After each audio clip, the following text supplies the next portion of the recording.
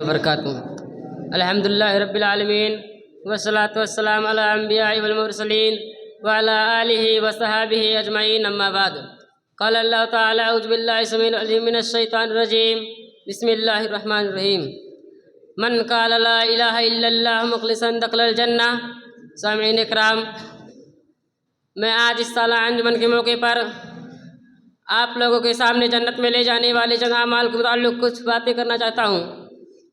جنت میں لے جانے والے چند اعمال کو بیان کرنے کا مقصد یہ ہوتا ہے کہ بندوں کے دلوں میں جنت کے حصول، فکر، خواہش اور جذبات حیات باقی رہے، اور جنت کے عظمت اور اس کا مقام و مرتبہ بندے کے دل میں ہمیشہ محفوظ رہے۔ اور یہی وجہ ہے کہ کتب حدیث میں بے شمار مواقع پر آپ صلی اللہ علیہ وسلم سے سوال کیا گیا تو آپ صلی اللہ علیہ وسلم نے اعمال جنت کو مختلف انداز میں بیان فرمایا، جن میں سے چند آپ کے سامنے بیان کرنا چاہوں گا۔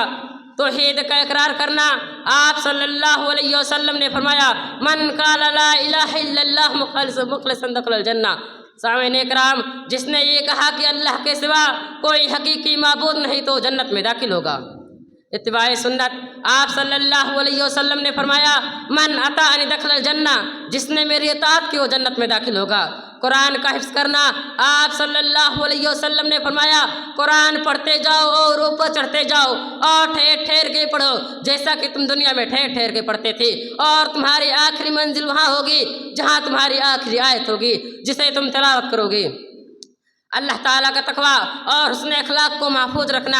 رسول اللہ صلی اللہ علیہ وسلم سے سوال کیا گیا ما يدخل الناس الجنہ، لوگوں کو جنت میں کون سی چیز سب سے زیادہ داخل کرے گی؟ تو آپ صلی اللہ علیہ وسلم نے فرمایا تقوی اللہ و حسن الخلق، اللہ کا تقویٰ اور حسن اخلاق۔ سورہ اخلاص یعنی قل هو اللہ احد سے محبت کرنا، آپ صلی اللہ علیہ وسلم نے اس صحابی سے فرمائے جو ہر رکعت میں سورہ اخلاص کی تلاوت کرتے تھے حبک ایاہ ادخلک الجنہ، تمہارے اس سورت سے محبت کرنا تمہیں جنت میں داخل کرے گی۔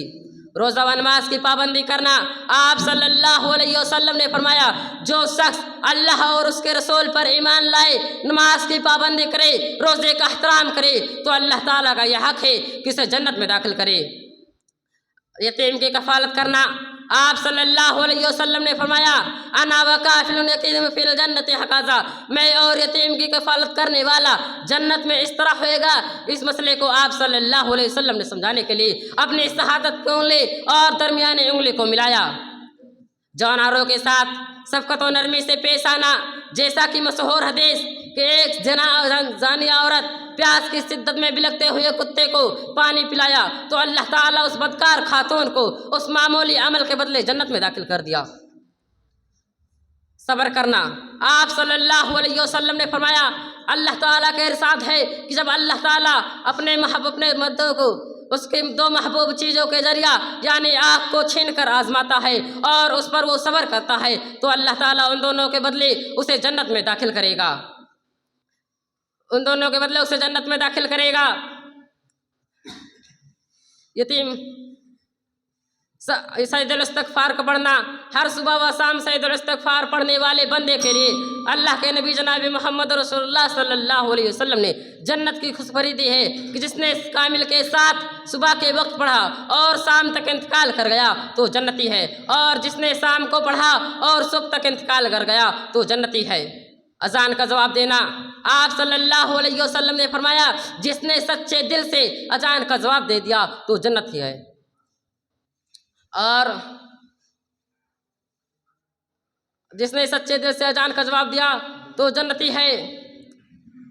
مسجد کی طرف آنا جانا یعنی باجماعت نماز کی پابندی کرنا، آپ صلی اللہ علیہ وسلم نے فرمایا جو شخص ہر وقت صبح و شام مسجد کی طرف جائے تو اللہ تعالیٰ اس کے لیے جنت میں مہمان نوازی کا سامان تیار کرتا ہے، جب بھی وہ صبح و شام مسجد کی طرف جائے۔